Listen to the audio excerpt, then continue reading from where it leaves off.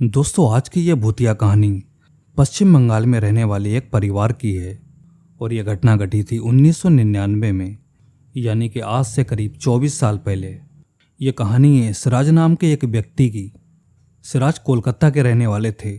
इसके साथ ही वह काफ़ी हंसमुख इंसान थे। उनके परिवार में उनके 2 छोटे भाई, माता पिता, पत्नी और 2 बच्चे थे।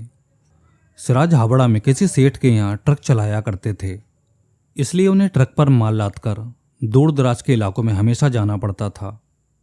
सिराज काफ़ी मेहनती इंसान थे और अपना पूरा काम ईमानदारी और पूरी जिम्मेदारी से करते थे।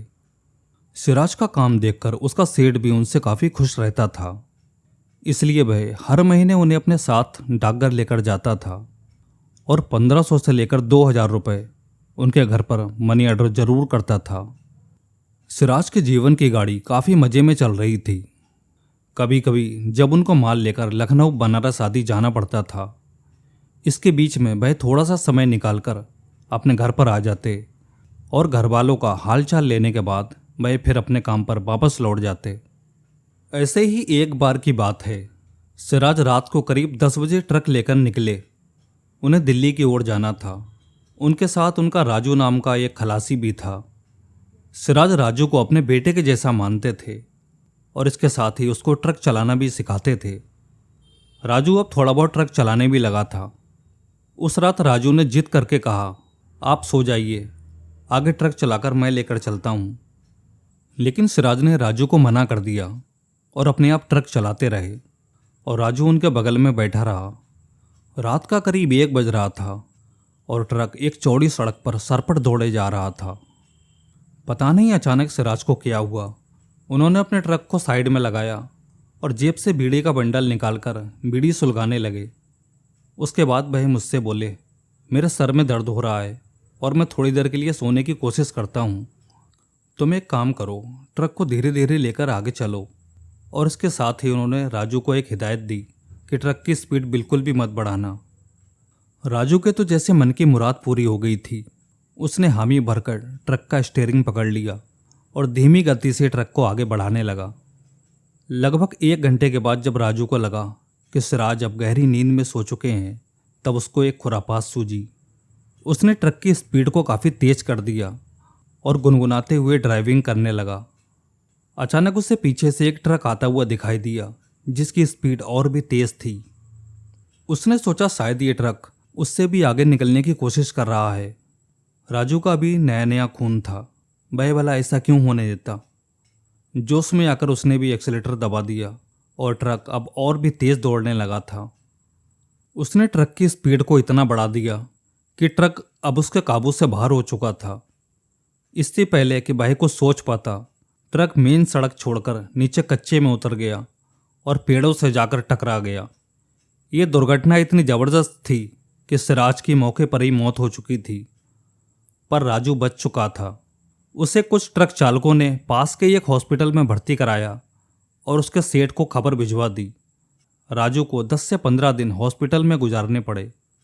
राजू को अपनी गलती पर बहुत ही पछतावा हो रहा था, क्योंकि उसकी एक गलती की वजह से उसके पिता समान सिराज को अपनी जान गंवानी पड़ी थी।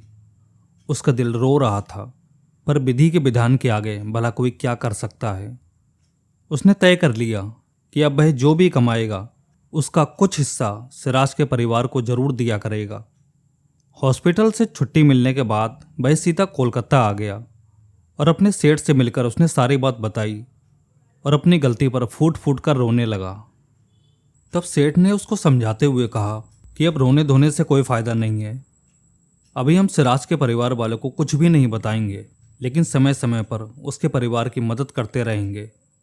इसके साथ ही सेठ ने राजू को एक ऐसी बात बताई जिसे सुनकर राजू काफ़ी डर गया। उसके रोंगटे खड़े हो गए। दरअसल सेठ ने राजू को बताया कि सिराज कई बार बताया करते थे, मालिक मैं जब भी यहाँ से माल लेकर दिल्ली के लिए निकलता हूँ तो रात को करीब 1 से 2 बजे एक सुनसान जगह पर ऐसा लगता है कि कोई ट्रक तेज़ी से पीछे आ रहा है और हमें ओवरटेक करने की कोशिश कर रहा है। पर पीछे देखने पर वह ट्रक दिखाई नहीं देता, पर वह ट्रक के मिरर में साफ साफ ओवरटेक करते हुए दिखता है। कई बार मैंने अपने ट्रक को नीचे किनारे साइड पर लगाकर देखा, पर पीछे वहाँ पर कोई भी ट्रक नहीं था। तेजी से आता वह ट्रक केवल रात को ही और सिर्फ बैक मिरर में ही दिखता है। मालिक इस ट्रक के चक्कर में कई ड्राइवरों के एक्सीडेंट हो चुके हैं। समझ में नहीं आता कि आखिर ऐसा क्यों होता है। सेठ जी ने आगे कहा कि मैं सिराज की बातों को सुन तो लेता था, पर उस पर कभी ध्यान नहीं देता था, क्योंकि भला ऐसा कैसे हो सकता है कि कोई ट्रक होकर भी ना हो। और वैसे भी मैं भूत प्रेतों में जरा भी विश्वास नहीं करता, पर तुम्हारी बातें सुनने के बाद पता नहीं क्यों मुझे सिराज की बातों पर अभी यकीन होने लगा है। सेठ जी के इतना कहते ही राजू का डर के मारे गला सूख गया। वह चाहकर भी चीख नहीं सका। तो क्या पीछे से आ रहा ट्रक कोई भूत प्रेत था, या कोई भूत प्रेत बनकर ट्रक चालकों को चकमा देकर दुर्घटना करा देता था।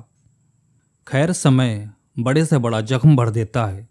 सेठ भी अपने काम में लग गए और राजू भी अपनी जिंदगी में व्यस्त हो गया। 3 महीना बीतने के बाद एक दिन सेठ ने राजू से कहा, चलो सिराज के घर पर चलकर आते हैं। इस बात को अब ज़्यादा छुपाना ठीक नहीं है, और इसके साथ ही सिराज के परिवार को कुछ आर्थिक मदद भी कर देंगे। सेठ जी ने कहा, सिराज थे तो हर महीने उनके परिवार को मनी ऑर्डर चला जाता था, और पिछले 3 महीने से ना तो कोई मनी ऑर्डर गया है और ना ही कोई पत्र। उनके घर के लोग काफ़ी परेशान हो रहे होंगे। सेठ जी की बात सुनकर राजू ने कहा, सेठ जी अगले महीने मेरी शादी है। शादी के बाद हम लोग चलेंगे, क्योंकि मैंने भी सोच रखा था सिराज के परिवार की हमेशा मदद करता रहूँगा। इसके बाद सेठ ने कहा, ठीक है, अगले महीने चलते हैं। मैं चाहता हूँ मैं सिराज के बच्चों की पढ़ाई लिखाई का इंतजाम यहीं कर दूँ। जून का महीना था और समय था दोपहर का। कड़ाके की लू चल रही थी। सेठ और राजू पसीने से तरबतर थे। वे लोग जैसे तैसे करके सिराज के गांव आ गए थे। एक आदमी ने सिराज के घर पर उन दोनों को पहुंचा दिया था। सिराज के दरवाजे पर एक नीम का घना पेड़ था, जिसके नीचे चौकी पड़ी हुई थी। सेठ और राजू दोनों वहीं पर बैठ गए।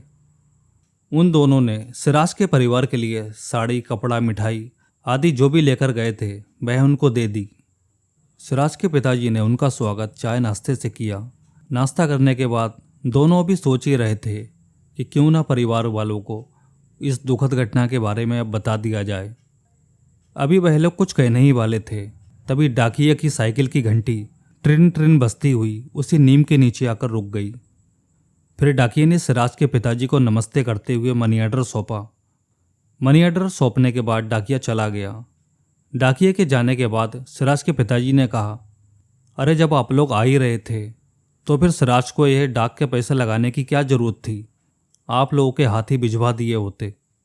सिराज के पिता के मुंह से इतना सुनते ही सेठ और राजू दोनों हक्के बक्के रह गए। सेठ ने थूक घोटकर सिराज के पिताजी से पूछा, क्या कहा आपने? सिराज ने मनी ऑर्डर भेजा है। सेठ की ये बात सुनते ही सिराज के पिताजी ने बिना कुछ बोलते हुए 100 के नोट दिखाए और मनी ऑर्डर, जिस पर छोटा सा कागज का टुकड़ा जिस पर पता लिखा था, सेठ की ओर आगे बढ़ा दिया। सेठ जल्दी जल्दी से उस कागज के टुकड़े को उलट पलट कर देखने लगा। उन्हें कुछ भी विश्वास नहीं हो रहा था, क्योंकि मनी ऑर्डर पर जो लिखाई थी वह सिराज की ही थी, और डाकघर का पता भी वही था जिससे वह हर महीने सिराज के घर के लिए मनी ऑर्डर करते थे। अब तो सेठ एकदम घबरा गए थे, और साथ ही राजू के चेहरे का भी रंग उड़ चुका था। उन दोनों को अब तक समझ नहीं आ रहा था कि आखिर ये हो क्या रहा है। तभी सिराज के पिताजी बोल पड़े, कुछ भी हो, भगवान ऐसा बेटा हर किसी को दे। हम लोगों की कितनी सुध रखता है, हर महीने कम हो या ज़्यादा मनी ऑर्डर करता जरूर है। इतना सब सुनने के बाद राजू ने उसके पापा से पूछा, काका क्या पिछले महीने भी सिराज ने मनी ऑर्डर किया था? तब सिराज के पिताजी ने कहा, हाँ बेटा किया था, और पूरे 1200 रुपये भेजे थे। अब आप खुद सोच लीजिए, ये सब सुनने के बाद राजू और सेठ जी दोनों की क्या हालत हो गई होगी। ये सब देखकर राजू अपने आप को रोक नहीं सका और अचानक फफक फफक कर रो पड़ा। साथ में सेठ के भी आंखों में से आंसू आने लगे। सिराज के परिवार वालों को कुछ भी समझ नहीं आ रहा था कि आखिर अचानक इन दोनों को क्या हुआ और ये दोनों क्यों रोने लगे। ये सब देखकर नीम के पेड़ के नीचे काफ़ी सारे गांव वाले इकट्ठा हो चुके थे। सेठ ने थोड़ी हिम्मत की और परिवार वालों को पूरी बात बता डाली।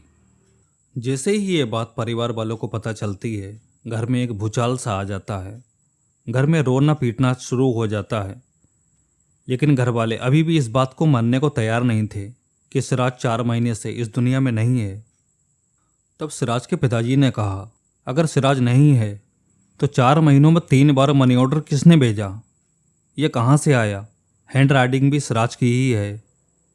और इतना ही नहीं, 2 महीने पहले उसका एक पत्र भी मिला था जिसमें लिखा था, पिताजी को जरूरी काम है, 1 साल तक घर नहीं आ सकता, लेकिन मनी ऑर्डर भेजता रहूँगा। सेठ और राजू ने परिवार को काफ़ी दिलासा दिया। सिराज के परिवार को एक्सीडेंट की फ़ोटो जो कि पुलिस द्वारा ली गई थी और डॉक्टर की वो रिपोर्ट दिखाने के बाद आखिरकार सिराज के घर वालों ने माना कि अब सिराज इस दुनिया में नहीं है। गांव वालों और परिवार के कहने सुनने के बाद सिराज की अंतिम क्रिया संपन्न की गई। इसके बाद सिराज के दोनों भाई सेठ के पास कोलकाता चले गए और सेठ ने उन्हें एक कारखाने में अच्छे वेतन पर नौकरी दिलवा दी। इसके साथ ही सेठ हर महीने सिराज के परिवार के लिए कुछ पैसे मनी ऑर्डर जरूर करता था।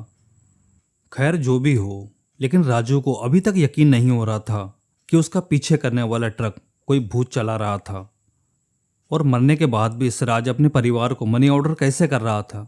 लेकिन सिराज के परिवार को पूरी तरह से यकीन हो गया था कि अब वह इस दुनिया में नहीं है, क्योंकि ना तो अब उसका पत्र आता है और ना ही मनी ऑर्डर।